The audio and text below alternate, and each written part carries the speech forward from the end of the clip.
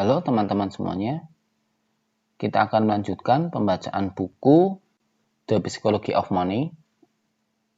Kali ini kita akan masuki bab pertama, yaitu tak seorang pun gila. Pengalaman pribadi Anda dengan uang barangkali menjadi 0,00000001% dari seluruh kejadian di dunia. Tapi mungkin 80% cara kerja dunia menurut Anda. Oke, langsung saja saya bacakan bab pertama atau bagian pertama dari buku The Psychology of Money. Izinkan saya memberitahu Anda mengenai suatu masalah.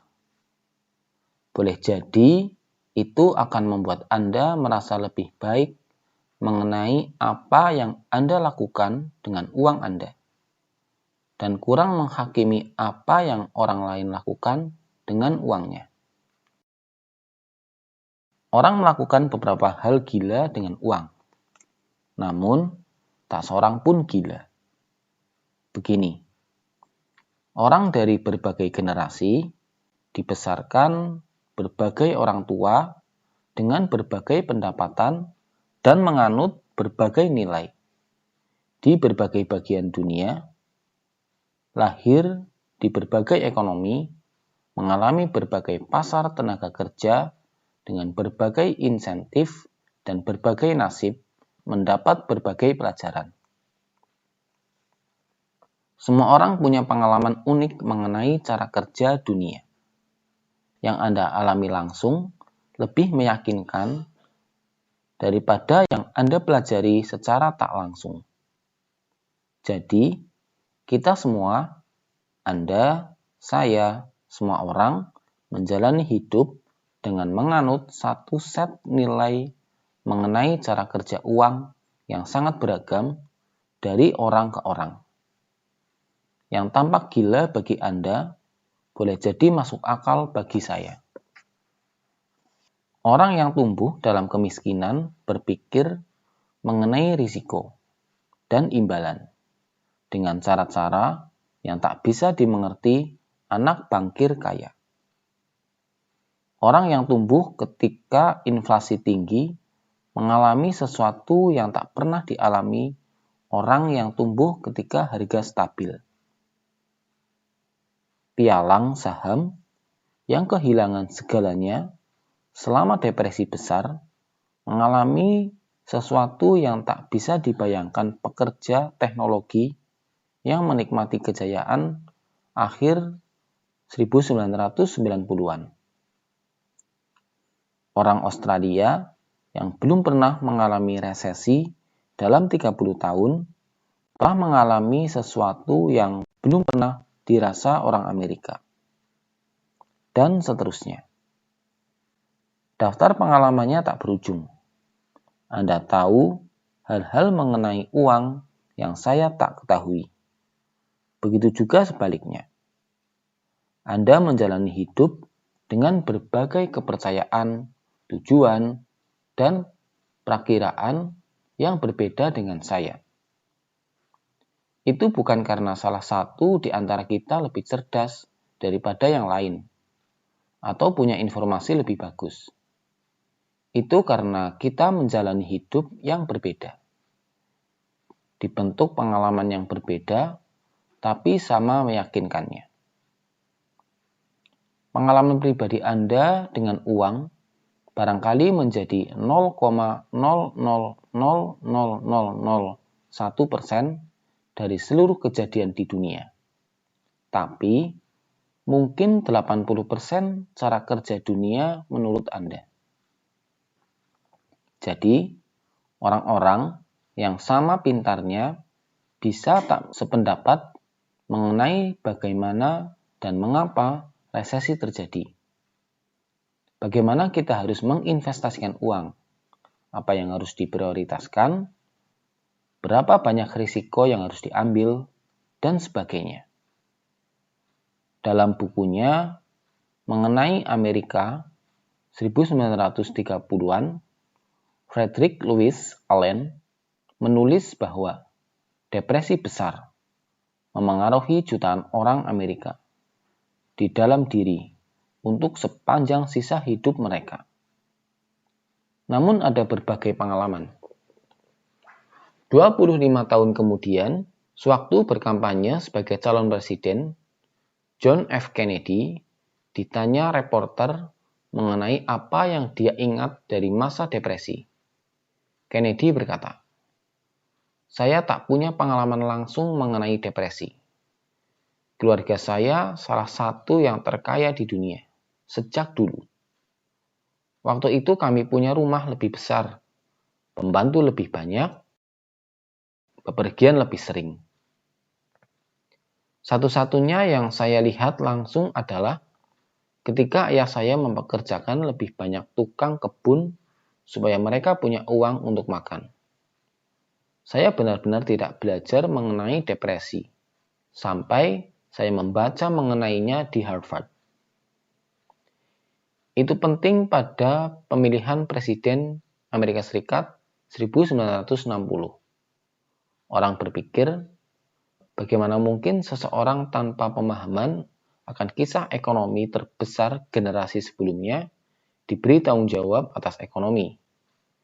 Dalam banyak cara, kekurangan itu hanya diatasi pengalaman John F. Kennedy di Perang Dunia II. Itu pengalaman emosional umum lain dari generasi sebelumnya yang tak dimiliki lawannya. Hubert Humphrey. Tantangannya bagi kita adalah bahwa belajar atau keterbukaan pikiran sebanyak apapun tak bisa benar-benar menciptakan kembali kekuatan, ketakutan, dan ketidakpastian. Saya bisa membaca mengenai rasanya kehilangan segalanya selama depresi besar. Namun, saya tak punya bekas luka emosional orang-orang yang benar-benar mengalaminya. Dan orang yang menjalaninya tidak bisa mengerti mengapa orang seperti saya dapat berbuat serampangan dalam hal-hal seperti memiliki saham. Kita melihat dunia melalui lensa yang berbeda-beda. Program Spreadsheet bisa membuat model frekuensi sejarah kejatuhan besar pasar saham. Namun, program itu tidak bisa membuat model perasaan orang yang pulang, memandang anak-anaknya, dan bertanya apakah dia sudah membuat kesalahan yang akan memengaruhi hidup mereka. Belajar sejarah membuat Anda merasa seolah mengerti sesuatu. Namun, sampai Anda menjalaninya dan merasakan konsekuensinya secara pribadi, boleh jadi Anda tak cukup memahaminya sampai mengubah perilaku. Kita semua berpikir kita tahu cara kerja dunia. Namun, kita semua hanya mengalami sebagian kecilnya. Investor Michael Batnick berkata, beberapa pelajaran harus dialami sebelum bisa dimengerti. Kita semua korban kebenaran itu dalam berbagai cara. Pada 2006, ahli ekonomi Ulrich Malmendier dan Stephen Nagel dari National Bureau of Economic Research menggali data 50 tahun Survey of Consumer Finance. Kajian terperinci mengenai apa yang orang Amerika lakukan dengan uangnya.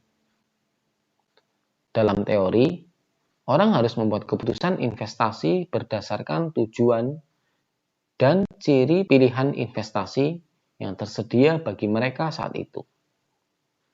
Namun bukan itu yang orang lakukan. Kedua ahli ekonomi menemukan bahwa keputusan investasi orang sepanjang hidup sangat terikat pengalaman para investor di generasinya, terutama pengalaman pada awal masa dewasa. Jika Anda tumbuh dewasa ketika inflasi tinggi, Anda menginvestasikan lebih sedikit uang di obligasi dan lebih belakangan dalam hidup dibanding mereka yang tumbuh dewasa ketika inflasi rendah. Jika Anda kebetulan tumbuh dewasa ketika pasar saham kuat, Anda menginvestasikan lebih banyak uang Anda di saham sesudahnya dalam hidup dibanding mereka yang tumbuh dewasa ketika saham lesu. Para ahli ekonomi menulis, temuan kami memberi kesan bahwa kesediaan investor individual menanggung risiko bergantung pada sejarah pribadi, bukan kecerdasan, pendidikan, atau kecanggihan. Sekedar nasib, kapan dan di mana Anda lahir. Financial Times mewawancara Bill Gross, manajer obligasi terkenal pada 2019. Gross mengakui bahwa dia barangkali tak bakal berada di posisinya sekarang andai dia lahir satu dasawarsa lebih awal atau lebih belakangan, kata artikel itu. Karir Gross bersamaan dengan kejatuhan suku bunga selama satu generasi yang mendorong nilai obligasi. Hal semacam itu bukan hanya mempengaruhi kesempatan yang Anda dapatkan, melainkan juga memengaruhi apa yang Anda pikirkan mengenai kesempatan itu ketika hadir di depan Anda. Gross menganggap obligasi sebagai mesin pembuat kekayaan. Bagi generasi ayahnya yang tumbuh bersama inflasi yang lebih tinggi, obligasi barangkali dipandang sebagai pembakar kekayaan. Perbedaan cara orang mengalami uang tidak kecil, bahkan di antara mereka yang barangkali Anda pikir cukup mirip. Misalnya saham. Jika Anda lahir pada 1970 di Amerika Serikat, S&P 500 naik hampir 10 kali lipat sesudah disesuaikan dengan inflasi. Sewaktu Anda berumur belasan dan 20-an. Itu kenaikan luar biasa. Jika Anda lahir 1950, pasar tidak bergerak naik ataupun turun, disesuaikan dengan inflasi. Sewaktu Anda berumur belasan dan 20-an, dua kelompok orang dipisahkan nasib berdasarkan tahun kelahiran, menjalani hidup dengan pandangan yang sangat berbeda mengenai cara kerja pasar saham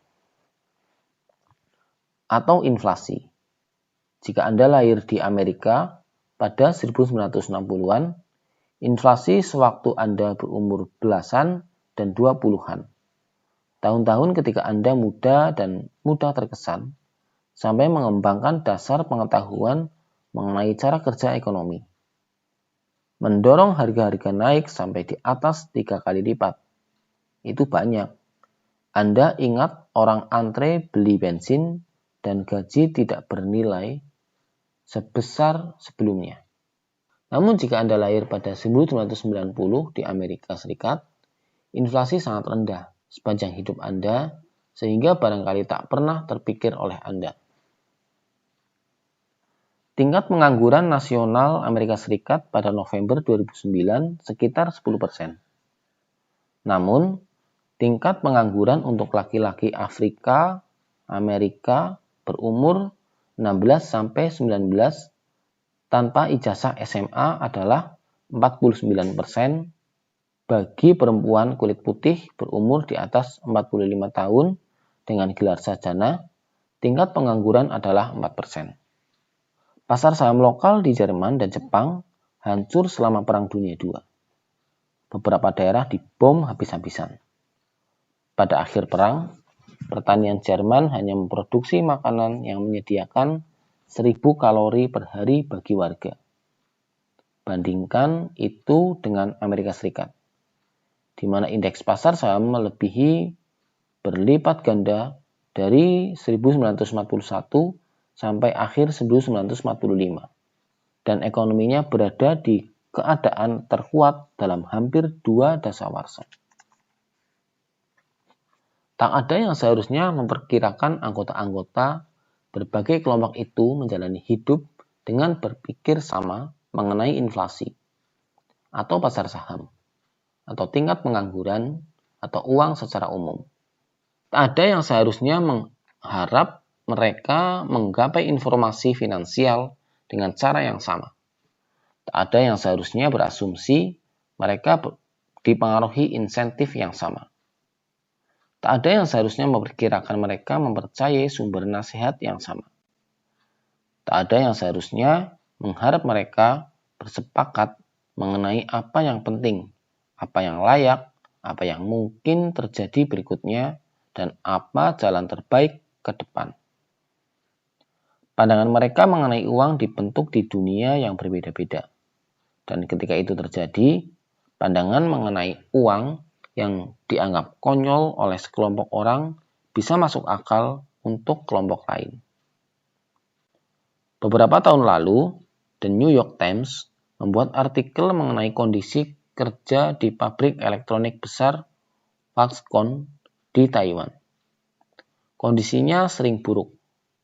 Wajar kalau pembaca marah.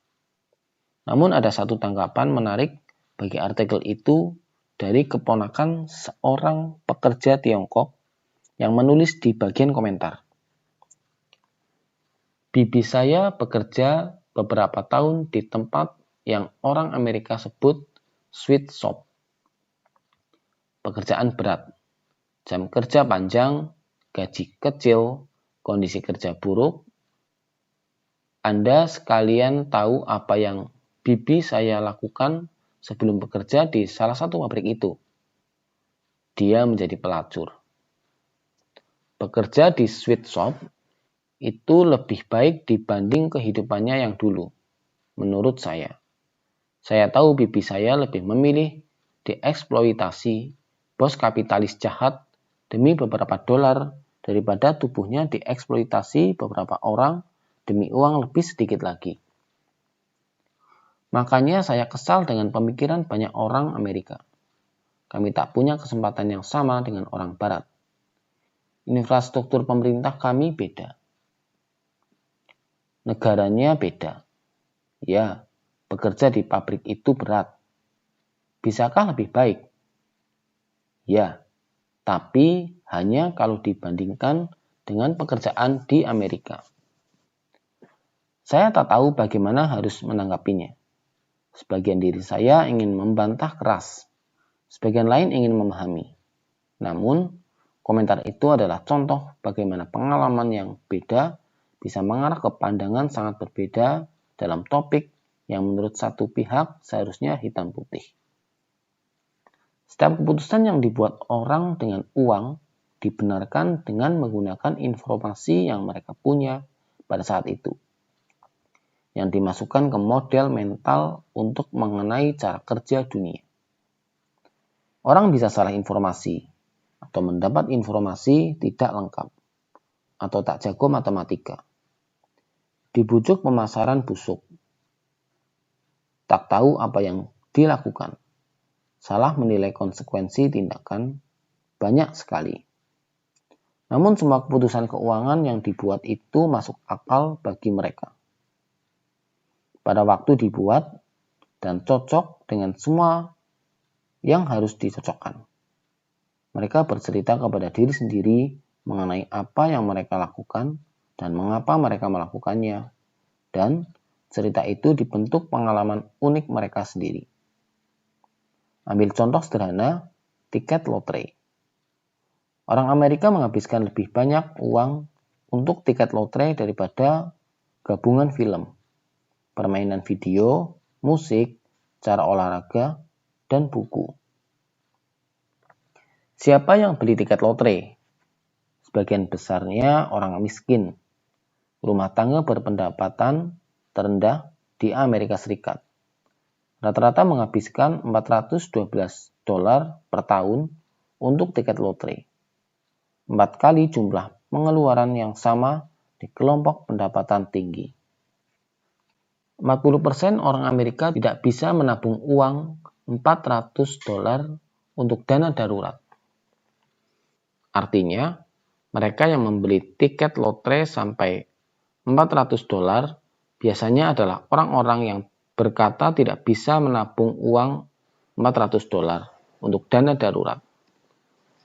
Mereka menabung jaring pengaman untuk sesuatu yang peluang untung besarnya 1 per jutaan. Itu tampak gila bagi saya. Itu barangkali tampak gila bagi Anda juga. Namun saya tidak berada di kelompok berpendapatan terendah. Anda juga mungkin tidak. Jadi, banyak di antara kita yang sukar menangkap secara intuitif penalaran bahwa sadar para pembeli tiket lotre berpendapatan rendah. Namun kalau kita coba memahaminya, bayangkan sesuatu seperti ini. Kami hidup dari gaji ke gajian, dan tidak ada yang tersisa untuk ditabung. Prospek gaji jauh lebih tinggi tampak di luar jangkauan. Kami tidak bisa melonceng kalau liburan. Tidak bisa membeli mobil baru, tidak bisa ambil asuransi kesehatan, tidak bisa beli rumah di lingkungan aman. Kami tidak bisa membiayai anak kuliah tanpa berutang besar. Sebagian besar yang sudah dipunyai atau bisa dipunyai Anda yang baca buku keuangan, kami tidak punya. Beli tiket lotre adalah satu-satunya waktu dalam hidup kami untuk mendapat barang-barang bagus yang Anda sudah punya dan anggap biasa saja. Kami membayar mimpi. Dan boleh jadi Anda tidak mengerti karena sudah hidup dalam mimpi itu. Makanya kami membeli lebih banyak tiket lotre daripada Anda.